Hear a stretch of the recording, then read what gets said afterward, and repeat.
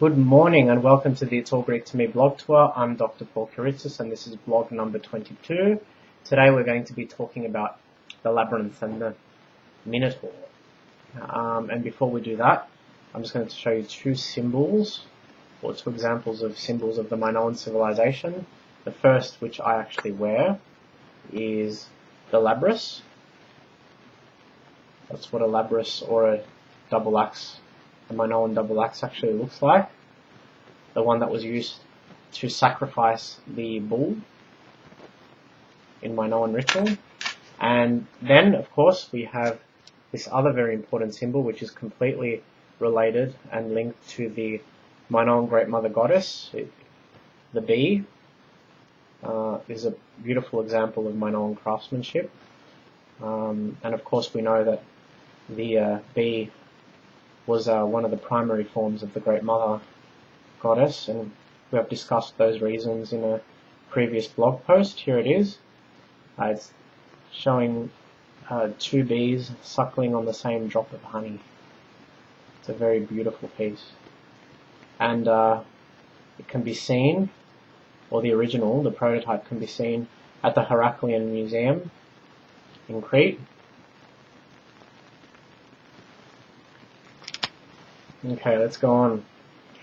In ancient times, one could gain entrance into the temple palace of Knossos by following the paved royal road that runs perpendicular to the east bastion. For a foreigner entering the open-air theatre for the first time, the sheer size of the structure and its advanced technological feats would have been awe-inspiring and constituted something of an ethereal experience. Given this, it's not difficult to see how the temple palace's host of meandering passages, its iconography of the goddess of innumerable forms and her bull god consort, the winding stairwells and the gargantuan proportions of the 3- and 4-story complex would have conspired with the imagination of a great many to implicate Knossos as the seat of unruly and sinister operations. In fact, I would probably go as far as to proclaim that the only remaining myth we have relating to the Minoan culture was synthesized by the more imaginatively inclined and credulous amongst the Mycenaean sailors who visited Knossos sometime after the incursions of the 16th century BCE.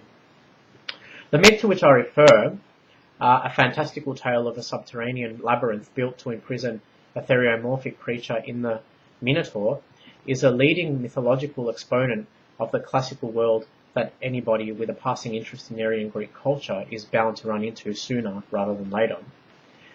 What most don't seem to realize is that the story itself is told from the perspective of the victor, the Mycenaeans, who sought to express their subjugation of a native culture based on lunar psychic and matriarchal sentiments through the installment of a social hierarchy underpinned by a line of God-orientated male monarchs who based their entire cosmogony on solar spiritual religion. The inauguration of the masculine aesthetic hierarchy, typified by division into classes, is symbolically conveyed by the birth and ascension of King Minos, one of 3 sons to be born to the bull god Zeus and his consort Europa. Similarly, the myth unconsciously appropriates sacred matriarchal images in its attempt to strip the Great Mother Goddess of her numinosity and reassign this cosmogonic element to a purely male godhead. By transposing the Ieros Gamos, or sacred marriage, of the Great Mother Goddess and her bull consort to the literal level and remembering or recreating it into a horrendous bestial act between a mortal woman and an animal, the narrative degrades the sanctity of an astronomical affair that was celebrated by the astronomer priestesses of Knossos.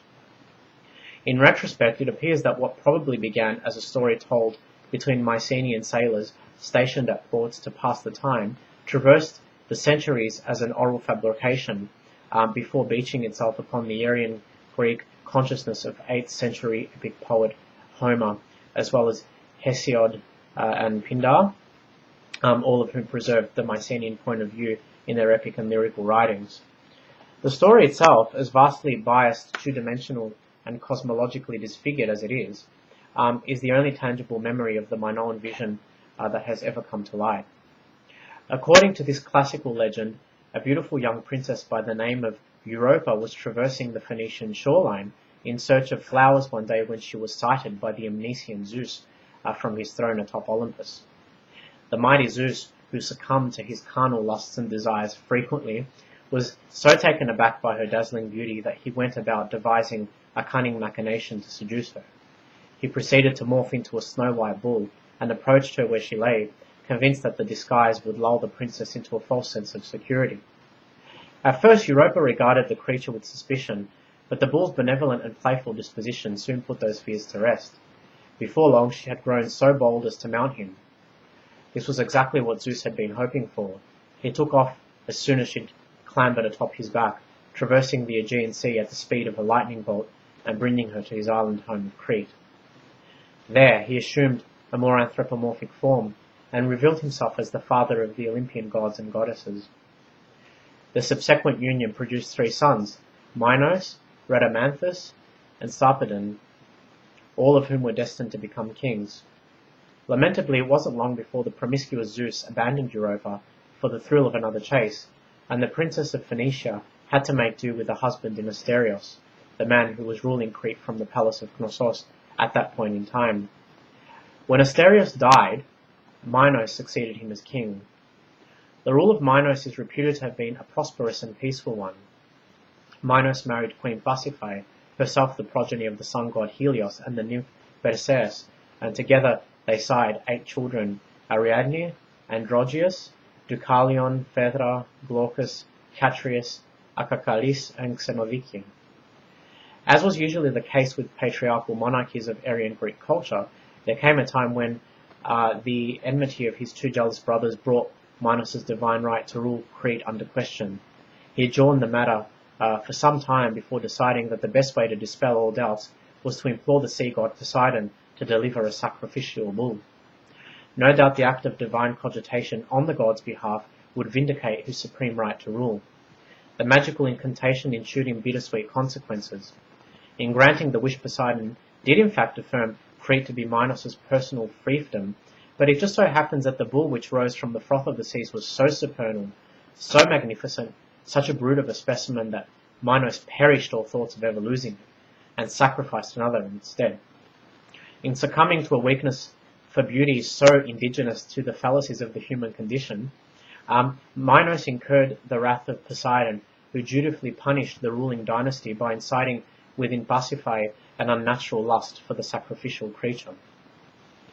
Desperate to act out her fantasy, Pasiphae went behind her husband's back and persuaded the architect of Knossos, Daedalus, to construct a wooden contraption in the guise of a living cow as to facilitate sexual union between the 2 disparately related beings. One night, Pasiphae struck an apt pose so that her hindquarters were hidden inside the bovine legs of the wooden cow, and her pudendum was clearly visible. On the whole, her many attempts to rouse the bull's attention and stir the creature sexually were successful. The fruit of their union was a theriomorphic beast that was part human and part bull. Many versions of the myth claim that Pasiphae named her progeny Asterion, though it was more commonly referred to as the Minotaur. The Minotaur was so frightful in appearance that the ingenuity of Daedalus had to be called upon once more, this time to build a subterranean labyrinth in which the monstrosity might be imprisoned to keep it from the prying eyes of the Cnossian populace. Minos wasn't at all fond of the Minotaur. In fact, he abhorred it because it served as an incessant reminder of his wife's bestial act and infidelity. Nonetheless, he was adroit enough to realize that its carnivorous habits could be put to some practical use by terrorizing the citizens of nations subdued by his thalassocracy into utter submission. Hence, when Minos succeeded in a naval campaign against the state of Athens, he demanded that the newly appointed vassal state pay its dues with an annual tribute of 7 boys and 7 maidens, all of whom would be thrown into the underground labyrinth to meander about until fate brought them face to face with the flesh-devouring jaws of the Minotaur. Naturally, it wasn't long before rumours of the blood-curdling events unfolding in the man-made maze beneath the palace of Knossos reached Athens. The rumours were enough to incite a hair-raising chill along the spine of any mortal, save for one, the valiant and noble Theseus, son of King Agis. Eager to end years of tyrannical rule and exercise the memory of his own mother having engaged in the same despicable act as Queen Pasiphae, Theseus willingly stepped forward as one of the 14 youths to embark on a dangerous voyage from whence there might be no return. Fortunately, his good looks were to make fruitful the endeavour, for when he disembarked at the port of Amnisos, the muscle-bound, bronze-skinned Theseus caught the eye of King Minos and Queen Pasiphae's daughter, Ariadne, whose conditional offer proved instrumental to his success. Conspiring against the will of her own father, Ariadne equipped Theseus with a skein of thread, which he proceeded to tie to the maze entrance and unwind as he ventured deeper and deeper towards the heart centre, following the serpentine paths that the labyrinth mapped out. A grueling combat unravelled near the centre, where Theseus succeeded in decapitating and hacking the monstrosity to bits.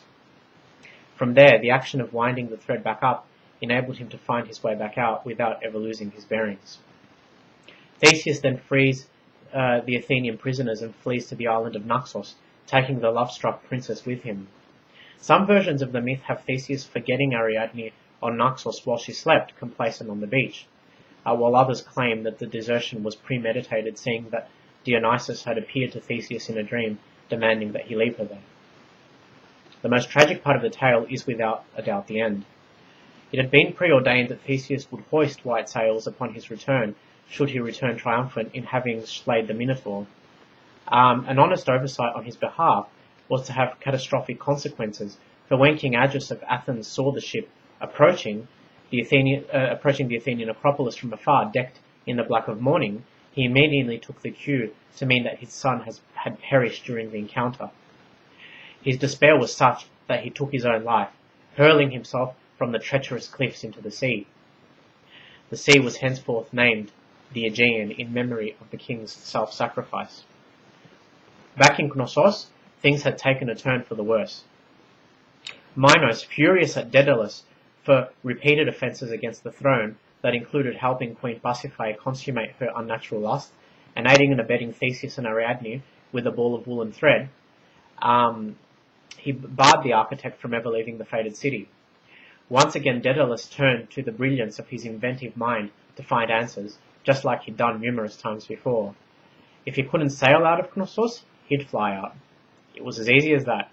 He carried out his remarkable plan with ample amounts of beeswax taken from the temple repositories and feathers which he collected from the Cretan shore with the help of his son Icarus. Using the materials, they fashioned 2 pairs of wings and strapped them to their backs using elongated animal skins. Before their maiden flight, Daedalus warned his son against the inherent dangers of flying too high or low. Too high and the sun's heat would melt the beeswax. Too low and the feathers would become saturated with moisture from the sea. Being of an adventuresome and daring disposition, Icarus snubbed his father's warnings, soaring higher and higher until the sun's heat stripped his wings bare of feathers. Powerless to help, the distressed Daedalus watched on from a short distance away as his son plunged to his death. The waters in which he fell became known as the Icarian Sea, and the island on which his naked body was washed was named Icaria. Hence, the fates of Theseus and Daedalus mirror one another. In both cases, their success in reaching the Grecian mainland was an utterly bittersweet affair, keeping in line with a primordial divinatory belief amongst the Hellenes that the fates never ordained entirely auspicious fortunes to anyone. And on that note, I will see you next time.